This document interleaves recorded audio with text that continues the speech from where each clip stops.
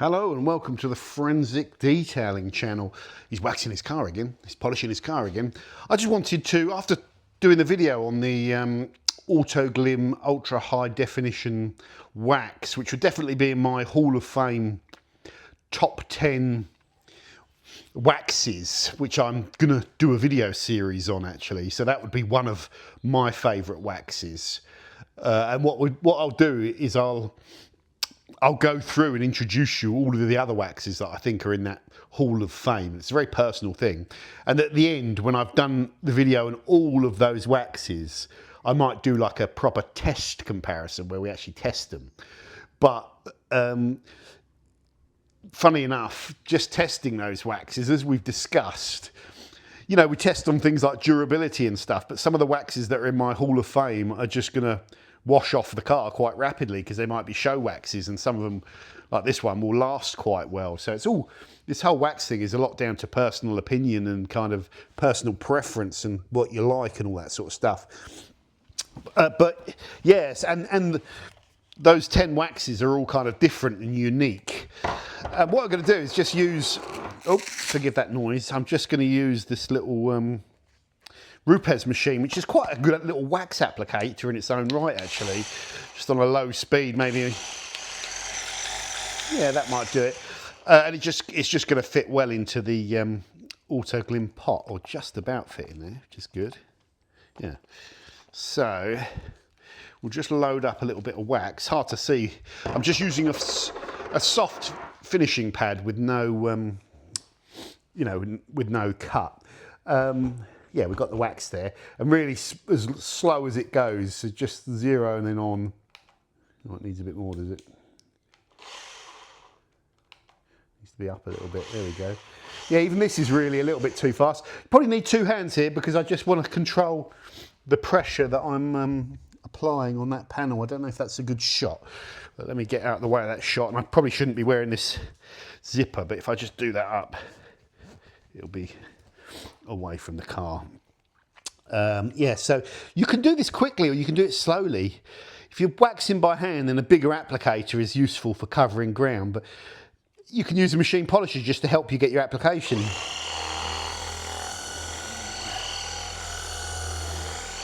So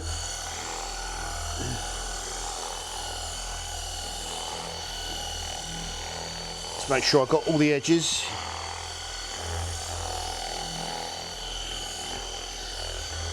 That goes on really nice by machine actually. Almost like a bit like polishing a panel. So I could probably actually can demo this one-handed, so let's just try. It's a bit silly, but you could probably get away with it with this tool because it's quite good for that, isn't it? See that? You just do it nice and quick. And the aim is really to get a thin layer over the panel, so we don't have a big build-up of kind of wax. See, it's just running a little bit dry there, so if I pick up a bit more wax and go up and down there, but it's fine. Just make sure I've got the edge along there, sorry.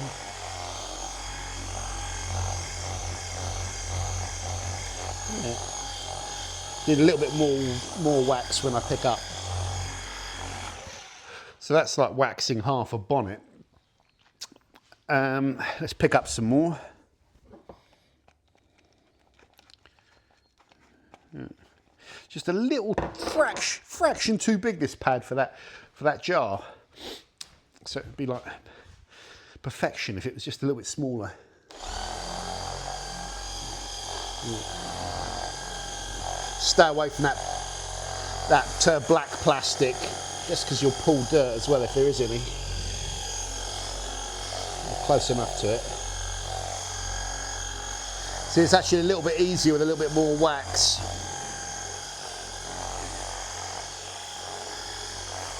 I can carry on now. You haven't got the light, but I can see from those discs that we're still applying wax.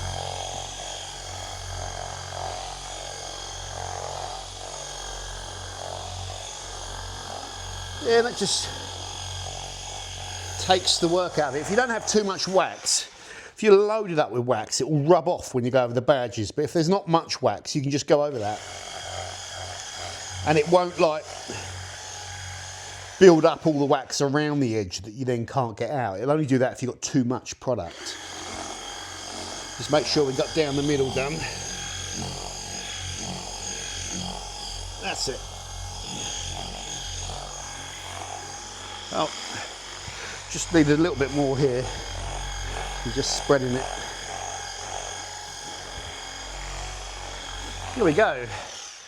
Like you can see, actually, it's not just the light, but where we freshly like load up the machine polisher with wax, that's probably too much wax.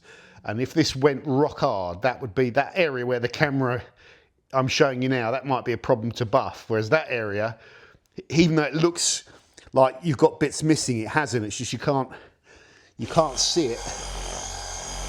Yeah, you can't see it because there's not as much wax, but that will all whiten up, but that's quite a lot of wax there, so maybe you should just spread it a little bit more and slow down a little bit, maybe. Give you a rush. Need to make sure you've got a good amount there. You don't miss any bits. Get all out to the edge. There we go. Now, yeah, I mean, this is the thing, isn't it?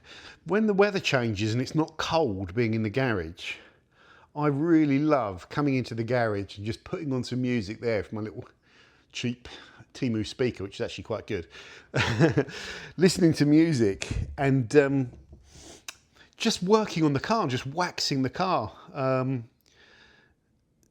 And yeah, I'm actually looking forward to building up that collection of the 10 waxes that I've always wanted to have. I've always wanted them. I've had some of them before.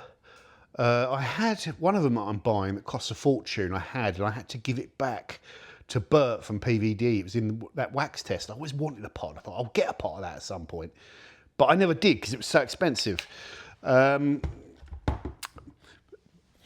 And there's a couple of others that I wanted to try that are really expensive, and I mean, the thing is, I've used them before, but I wanted to have them, but I knew in the back of my head that really, when you've got all these waxes already, what are you getting? You're only really buying them for a bit of fun. But then I thought, well, that's what it's all about, so just go and buy them.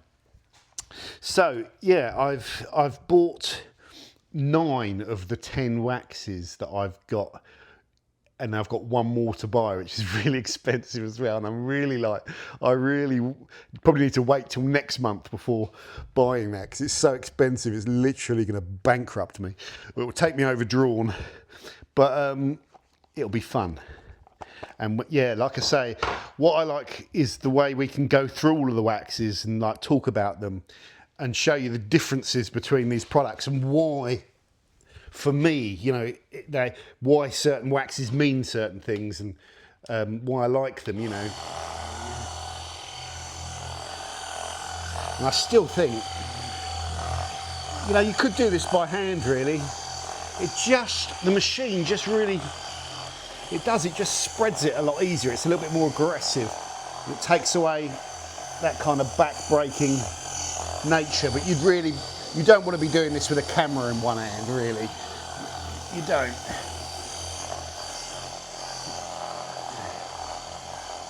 Just make sure we get it everywhere. That's all waxed.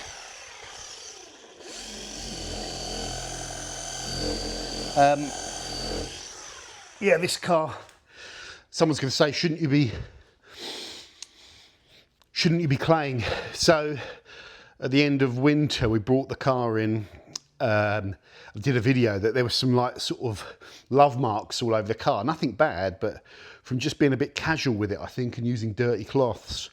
So I went over it with Poor Boy's glaze, and I just did a little bit of a decontamination and a tiny bit of claying because there's hardly any contamination on this car.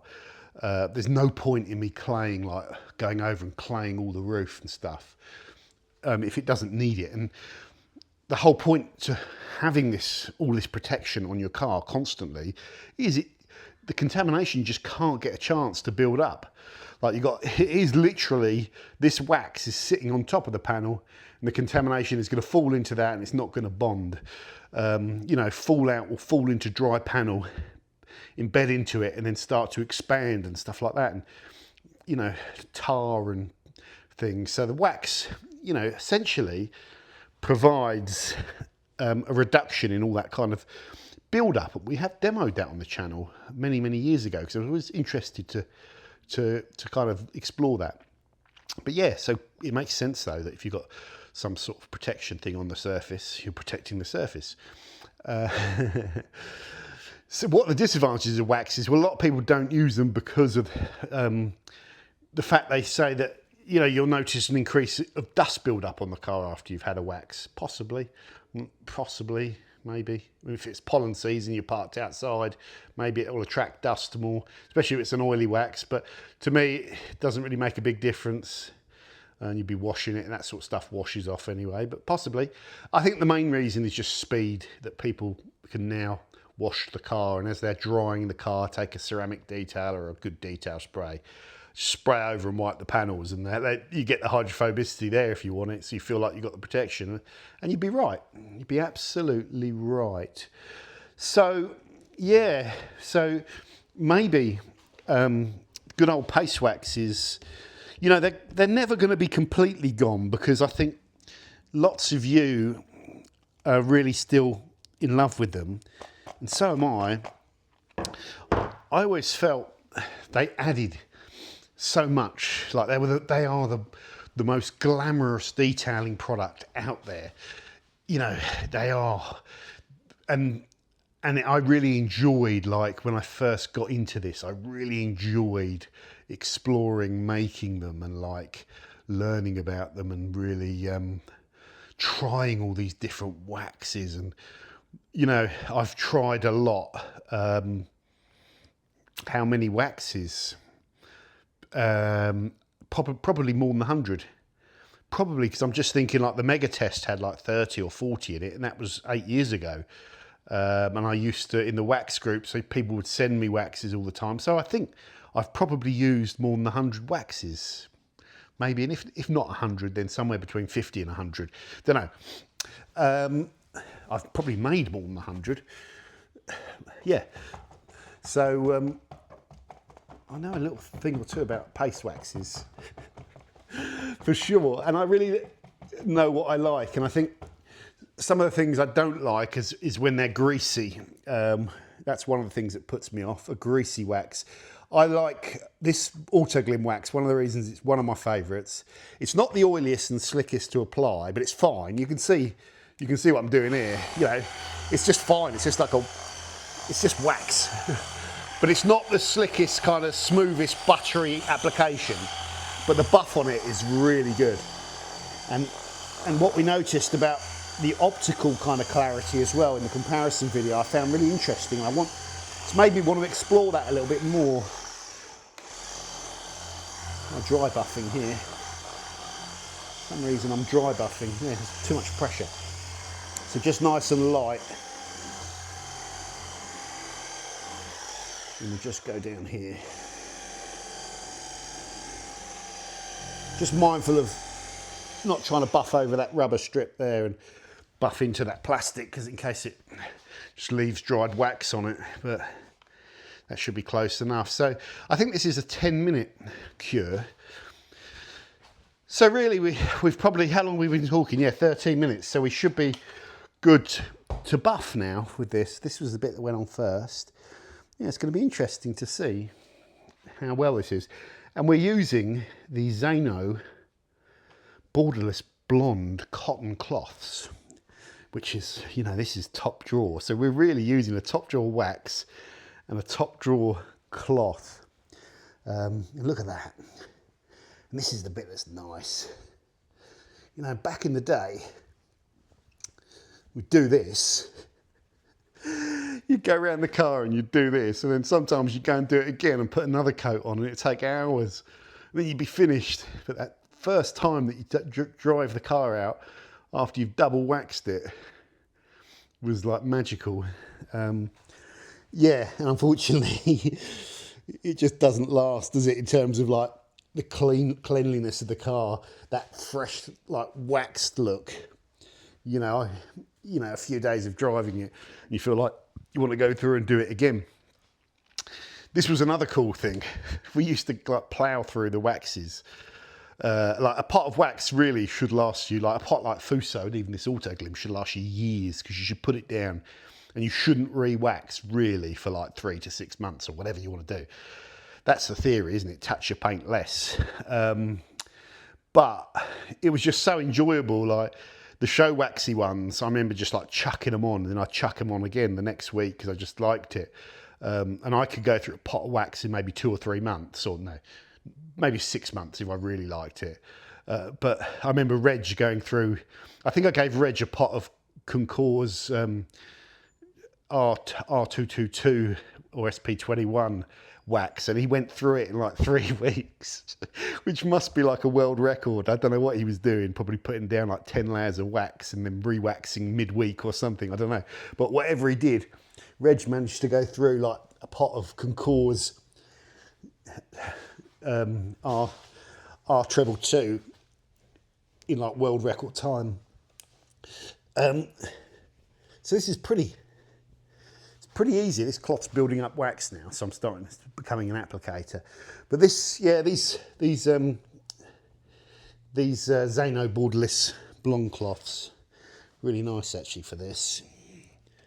So you can just gently make sure we get all the edge. Once we get all the edge, our chance of missing anything. See what I said about it won't leave any wax there if you put it on thin. If we get all the edge,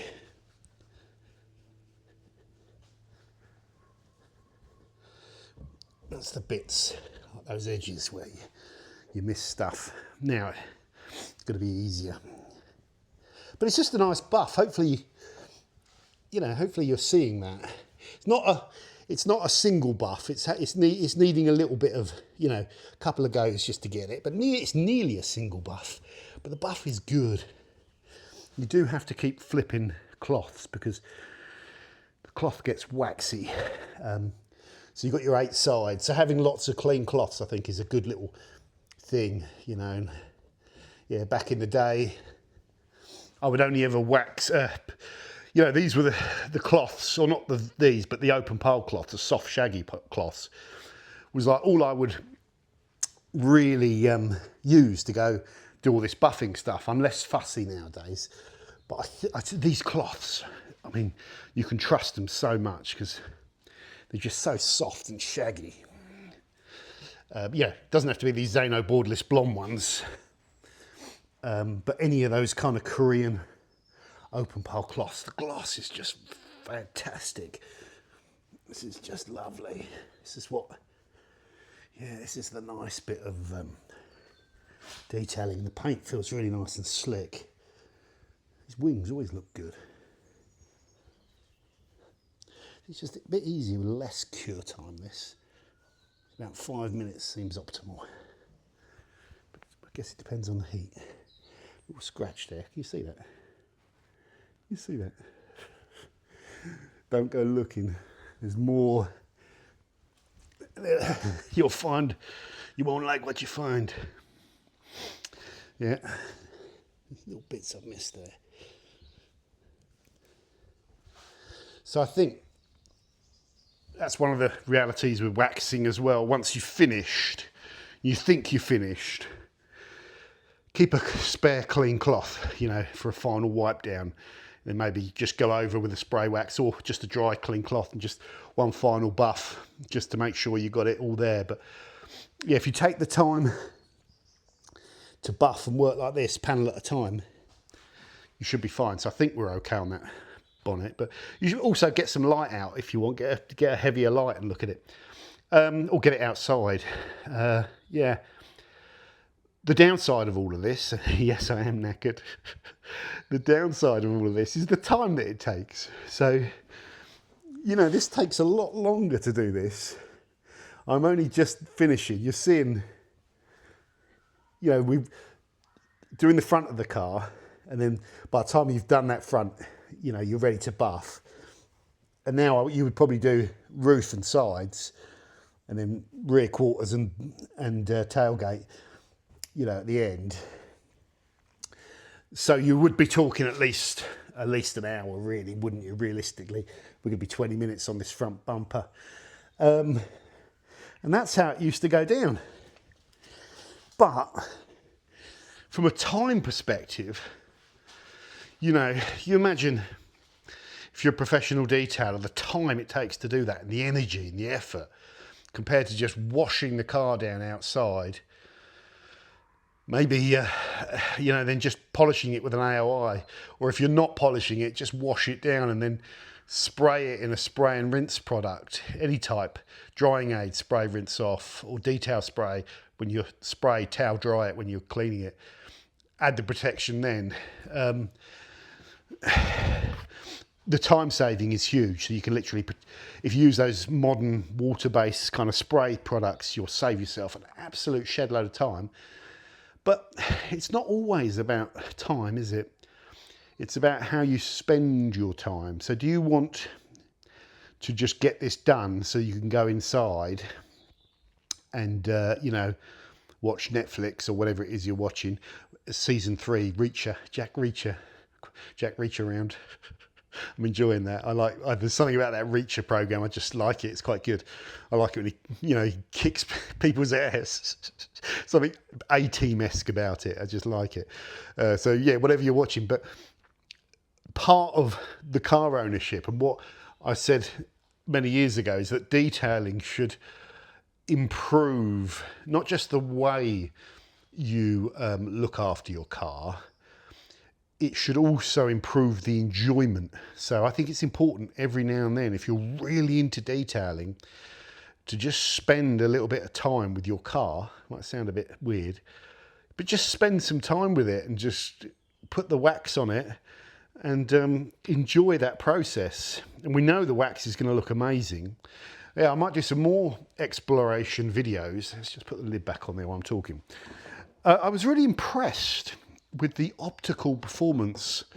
Which sounds a bit weird, but we test a lot of times on a flat test panel, black test panel, and a sort of thing that I've been doing quite recently is compounding back that test panel with blue Rupes wool and blue abrasive polish, blue coarse polish.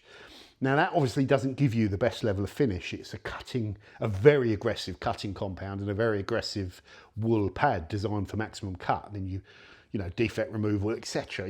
Taking out swirls. Then you'd refine it. The problem is when you refine paint by polishing, if you get really good high level gloss, the ability for these products to actually demonstrate the gloss they can increment is compromised. In fact, say you cap out your gloss on the test panel at 95 units, you put 10 different protection products on there, they're not going to be able to really do much in terms of incrementing the gloss from years of testing all this. So you then lose the ability to really measure them. So sometimes it's good to give it a panel which is not fully high gloss, but around the 80 to 85 units of gloss. If it goes too low, I think it can be a bit misleading, possibly. So a nice hazy weathered panel that's still reasonably glossy to try and simulate using this on a car that's not a show car where it doesn't matter so much is important. And we've done those demos where we have showed you it on very high gloss. So using it on that cut finish is good. Anyway, the other day when we were testing, I don't know if I published the video yet, but we did a 4-way test with 2 spray waxes, 2 paste waxes. The paste waxes, or the Autoglyms paste waxes in particular, had a really noticeable improvement on that test panel. Obviously, because they perhaps feel better, but also in terms of gloss, if I remember correctly. Although that's not strictly true, because the bead coat was high in the gloss edition, but didn't fill and didn't have a darkening effect, didn't fill the compounding haze. But the Autoglyms had a really good reduction in compounding haze and I think an equal level of gloss addition. So yeah, it might be the case is that paste waxes will give you a better finish on a more weathered paint, and that would be noticeable on black, especially where, you know, compressed clear coat goes white. So if you ever get a pin and just scratch it over your clear coat, don't do that. I'll get emails, John, I tried what you said and I've got a scratch and it's gone all the way through. Oh yeah, I forgot to say, no, I was only talking theoretically. So if you scratch the clear coat with a pin, the scratch that you see is white, because when you compress clear coat, it goes white. And obviously white is the biggest alternative contrast to black. So that's why you see swirls easier on black paint or even dark navy blue paint. And that's why it's very hard to see swirls on white paint or light silver paint, brighter colors. So yeah. But then you get, you know, a dark car really, once you've got it nice, it really shows the lines. In certain lights, there's nothing like a black car. But unfortunately, yeah.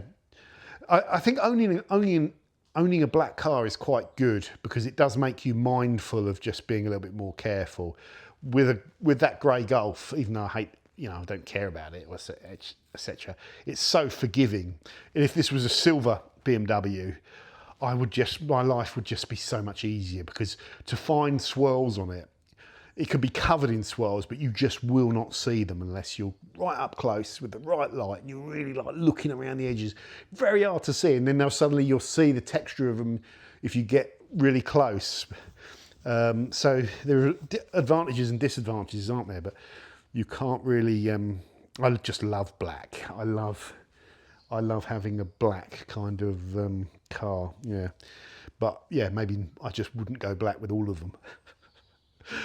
Maintaining one black car is enough, but there's something about a black BMW as well that's very, very cool. A black modern classic or older BMW, I think, is really cool.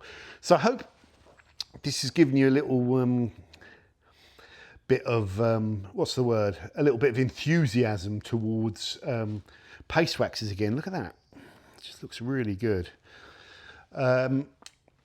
It has for me, and yeah, this summer I'm really looking forward to showing you some of the best paste waxes that I've encountered, and why they're the best is the important thing. So be sure to subscribe to the Unplugged channel and the main channel if you want to see that. I'm also going to be ordering a fridge or a cooler. I was talking about that in another video. I think I found one. I want a glass fronted cooler, because it displays them as well, which is just a nice part of it. So I think if I lift that cabinet up, the cooler will go underneath it there.